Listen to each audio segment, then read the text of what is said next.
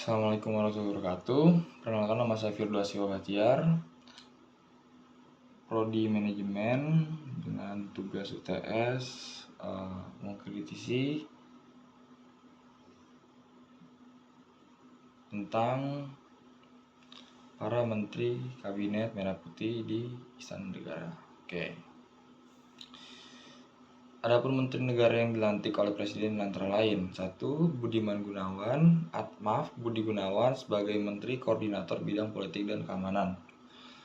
Yang nomor 2, Yusril Iza Mahendra sebagai Menteri Koordinator Bidang Hukum, HAM, Imigrasi, dan Pemasyarakatan.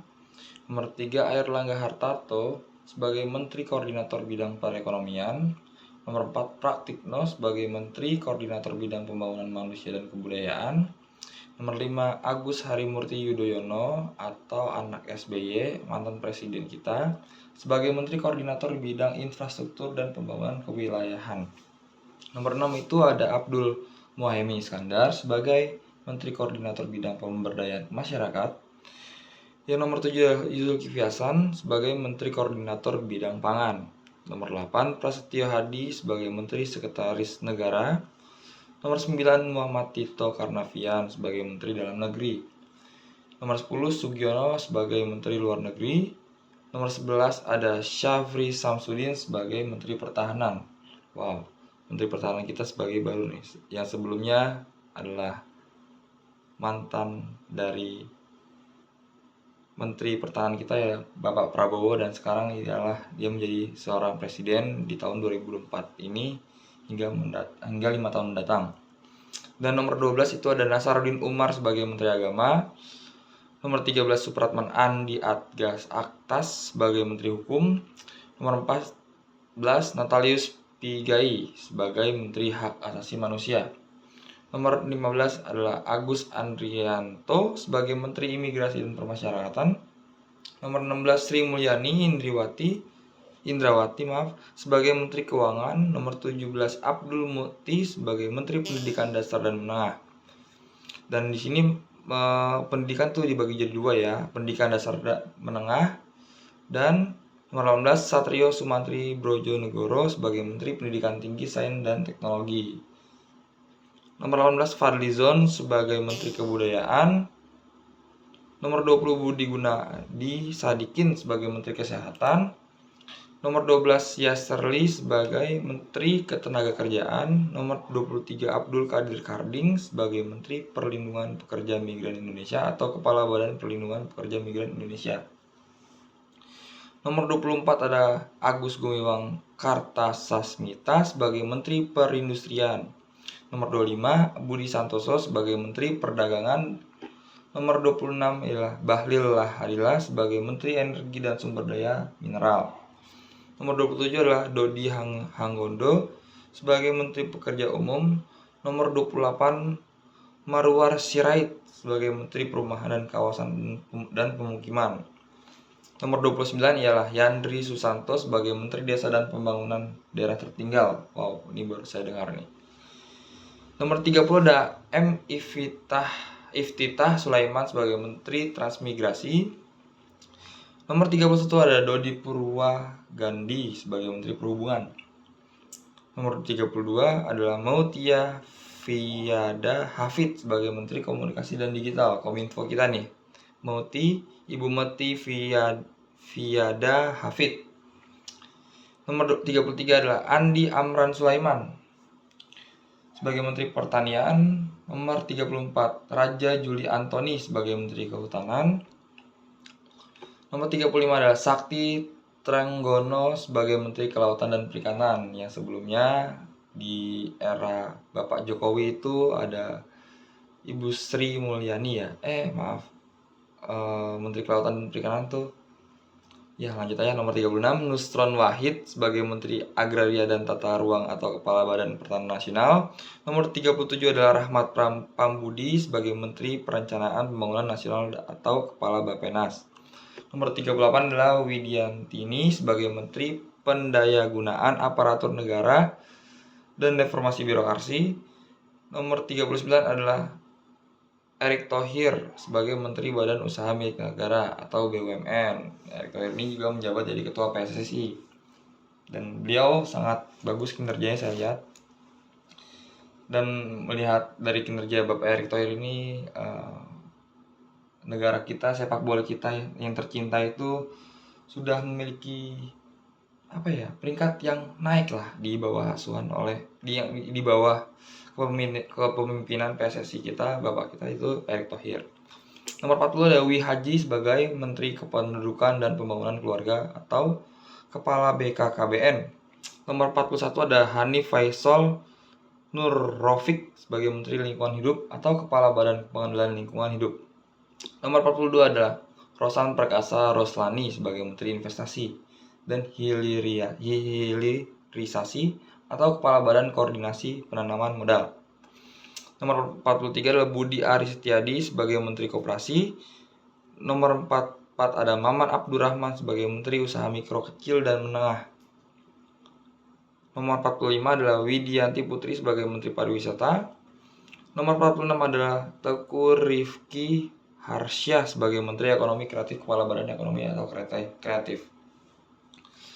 Nomor 47 adalah Arifatul Khairi Fauzi sebagai Menteri Pemberdayaan Perempuan dan Perlindungan Anak. Nomor 48 adalah Aryo Bimo Nandito Aryo Tejo sebagai Menteri Pemuda dan Olahraga, Menpora kita nih, Bapak Aryo Bimo Nandito Aryo Tejo. Oke, ini adalah yang saya sebutkan tadi adalah menteri-menteri dari Kabinet Merah Putih periode tahun 2024 sampai tahun 2029 yang mengucap janji bahwa saya akan setia kepada Undang-Undang Dasar Negara Republik Indonesia tahun 1945 serta akan menjalankan segala peraturan perundang-undangan dengan seluruh-seluruhnya demi dharma bakti saya kepada bangsa dan negara. Bahwa saya dalam menjalankan tugas jabatan akan menjunjung tinggi etika jabatan, bekerja dengan sebaik-baiknya, dengan rasa penuh tanggung jawab. Demikian Presiden mendiktekan sumpah jabatan kepada para menterinya. Kita lanjut tentang sederet kontroversi menteri-menteri dan pembantu Prabowo, mulai dari pelanggaran HAM berat sampai kop surat dan anggaran sampai 20 triliun rupiah. Oke.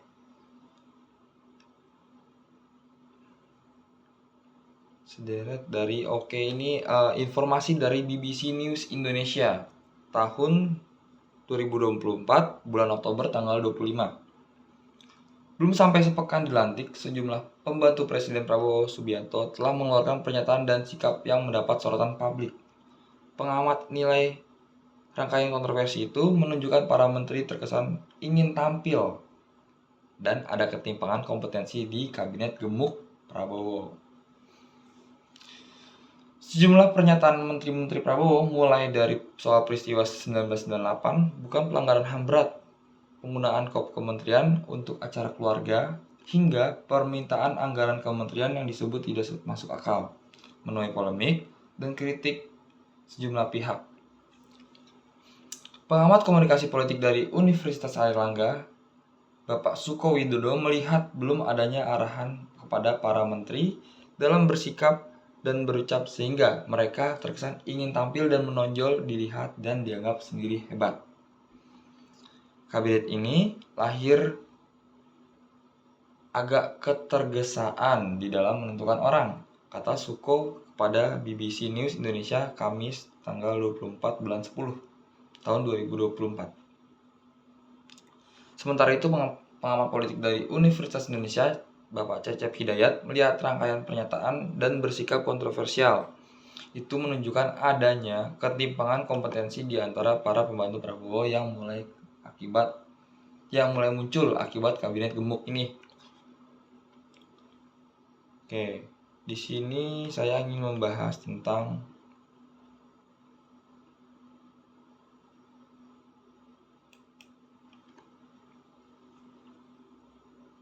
Budi Gunawan jadi Menko Polkam. Siapa yang paling diuntungkan secara politik?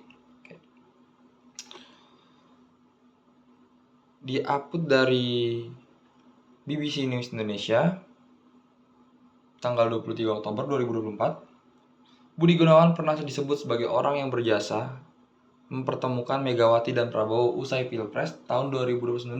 Apakah peran itu akan kembali dimainkannya usai dilantik menjadi Menko Polkam oleh Bapak Prabowo ini?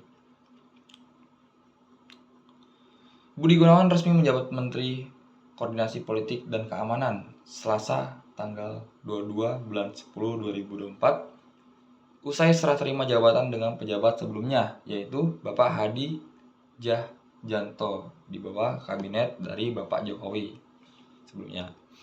Di luar tugasnya mengordinasi persoalan keamanan dan reformasi birokrasi, komunikasi, dan digital, Budi menganggap akan menjembatani hubungan politik antara Presiden Prabowo dan Partai Demokrasi Indonesia Perjuangan atau Partai PDIP. Budi mulai menjalin relasi dengan Ketua Umum PDIP Megawati Soekarnoputri sejak tahun 1999. Saat itu Budi menjadi ajudan Mega yang menjabat Wakil Presiden kemudian Presiden Indonesia.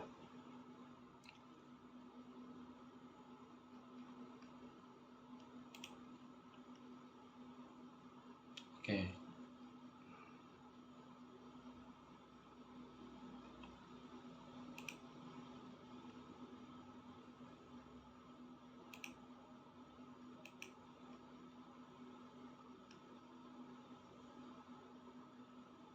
Di sini kita bahas tentang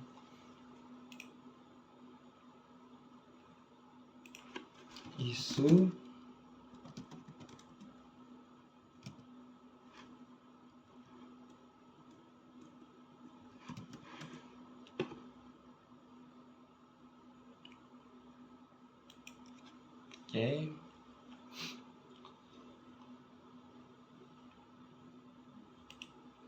ucap Kompas atau News atau Nasional, berita dari Kompas. Natalius Pigai, saya jadi menteri bukan karena oposisi. Jakarta, Kompas.com, Menteri HAM Natalius Pigai menegaskan dirinya tidak menjadi menteri karena selama ini menjadi oposisi pemerintah. Natalius Pigai sebelumnya merupakan komisioner Komnas HAM yang juga dikenal sebagai aktivis HAM yang kerap mengkritisi pemerintah Presiden ke-7 Bapak Joko Widodo. Ucap beliau, "Tidak, saya menjadi menteri bukan karena saya oposisi, tapi karena saya diterpa oleh mereka yang ada di pemerintahan.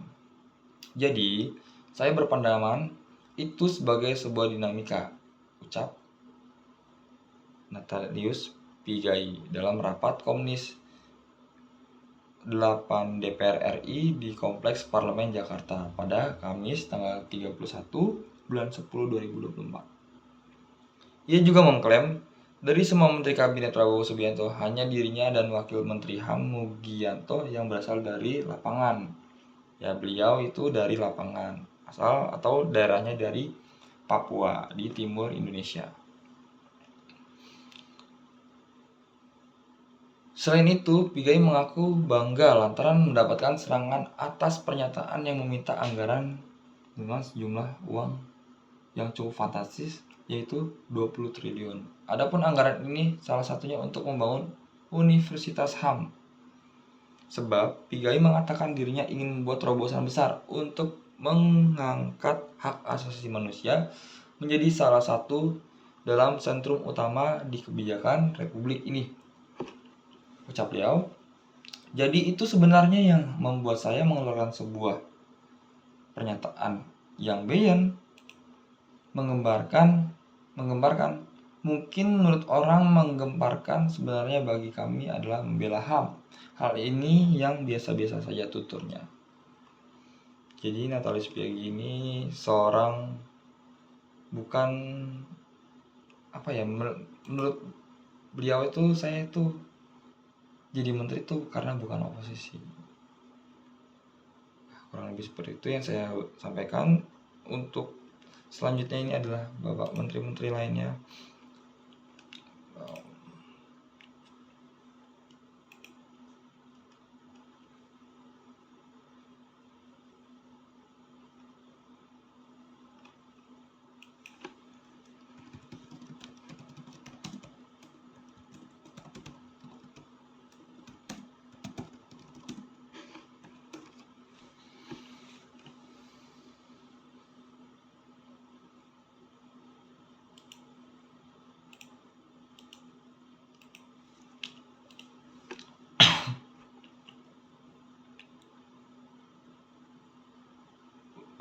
Berita dari Tempo.co, sederet kontroversi Menteri-Menteri Prabowo setelah beberapa hari dilantik. Kabinet Merah Putih Prabowo Subianto telah menuai sorotan hanya dalam hitungan 2 hari setelah dilantik. Sejumlah menteri di kabinet ini terlibat dalam kontroversi yang mengundang perhatian publik. Dari pernyataan mengenai tragedi 1998 yang mencengangkan itu di tahun itu, pengguna surat berkop, Kementerian untuk urusan pribadi, serta permintaan anggaran fantastis. Berikut rangkuman kontroversi yang terjadi. Bapak Yusril Ihza Mahendra selaku Menteri Koordinasi Bidang Hukum, HAM, Imigrasi dan Permasyarakatan di Kabinet Merah Putih, Bapak Prabowo Subianto.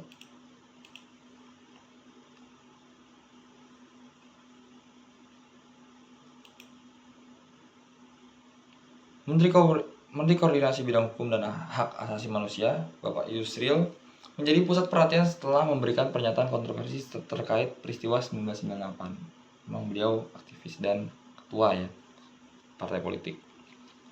Yusril menyatakan bahwa tragedi tersebut bukan merupakan pelanggaran hak asasi manusia berat.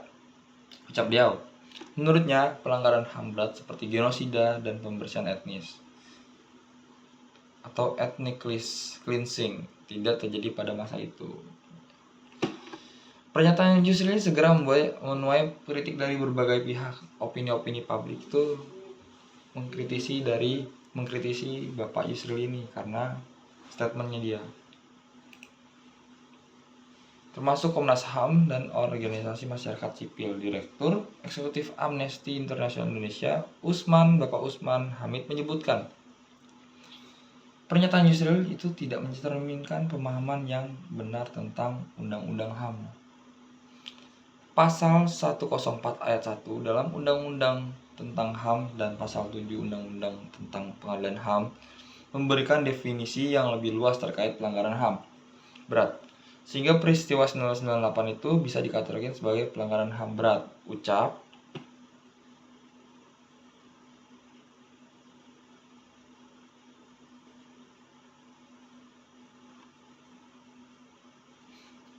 Yusril sendiri mengklarifikasi bahwa ucapannya pada hari ini pelantikan tidak sepenuhnya jelas karena ia mendengarkan pernyataan wartawan dengan baik. Ia menjelaskan bahwa pemerintah Prabowo akan mengkaji kembali rekomendasi dan temuan terkait peristiwa 1998 yang dikeluarkan oleh pemerintah sebelumnya, termasuk Presiden Joko Widodo yang secara resmi mengaku adanya pelanggaran HAM berat. Kemarin tidak begitu jelas apa yang dinyatakan kepada saya, apakah terkait masalah genosida ataukah ethnic cleansing. Kalau memang dua poin itu yang dinyatakan memang tidak terjadi pada waktu 1998, kata Yusril, Kompleks Istana Kepresidenan Jakarta, Selasa 22 Oktober 2024.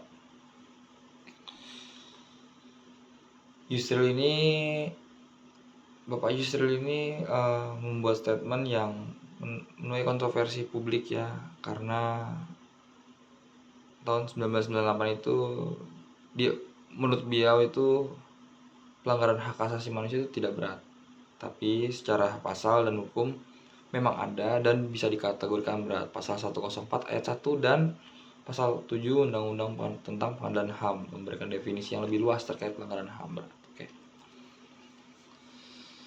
Bapak Yandri Susanto dan penggunaan surat berkop surat kementerian.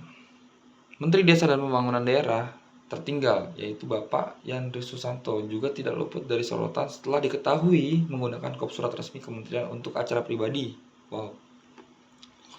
Surat berkop tersebut berisi undangan haul dan syukuran untuk orang tuanya yang dilaksanakan bersama dengan peringatan Hari Santri di Kabupaten Serang.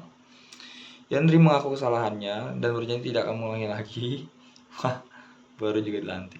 Hal tersebut di masa mendatang. Namun, perbuatannya itu telah mendapat kritikan keras dari mantan Menteri Koordinator Politik Hukum dan Keamanan Mahfud MD yang menyebutkan penggunaan kop surat resmi untuk acara pribadi sebagai tindakan yang melanggar etika birokrasi. Betul. Ya, itu memang Bapak Yandri Susanto ini kenapa ya dia membuat kop surat untuk acara syukuran orang tuanya, padahal kop surat resmi itu untuk masalah-masalah urgensi ya. Dan Bapak Mahfud MD juga mengeluarkan statement yang penggunaan kop surat resmi itu untuk secara pribadi sebagai tindakan melanggar etika birokrasi. Dikutip dari tribunnews.com. Kita melihat daftar kontroversi Menteri Prabowo yang baru 4 hari dilantik. Apakah reaksi Presiden? Kurang dari sepekan, sejumlah menteri Kabinet Merah Putih, tatanan Bapak Prabowo Subianto dan Gibran Rakabuming Raka membuat kegaduhan dan beragam pernyataan dan perbuatannya.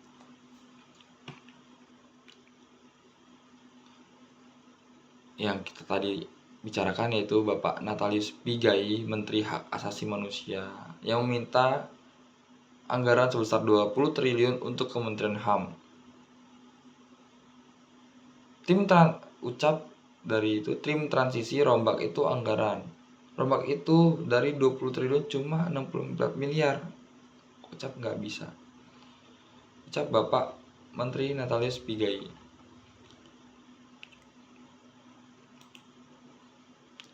Nomor 2 ini Bapak Yusril Iza Mahendra yang tadi kita sebutkan. Ya.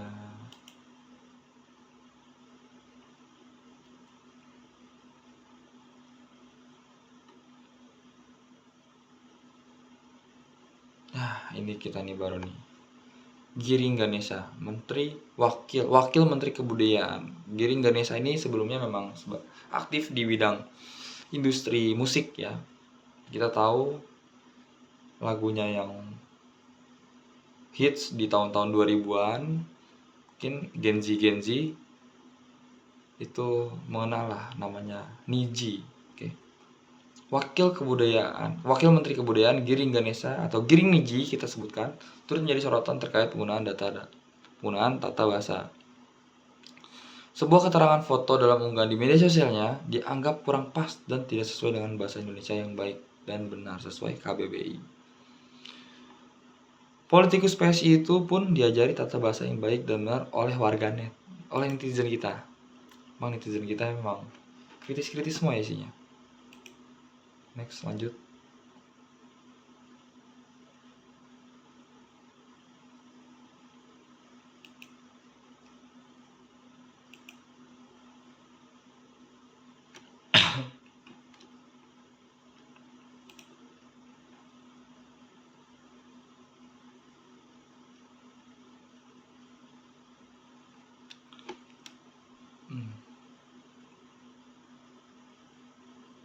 Oke. Mungkin dari itu aja tentang sederet kontroversinya ya.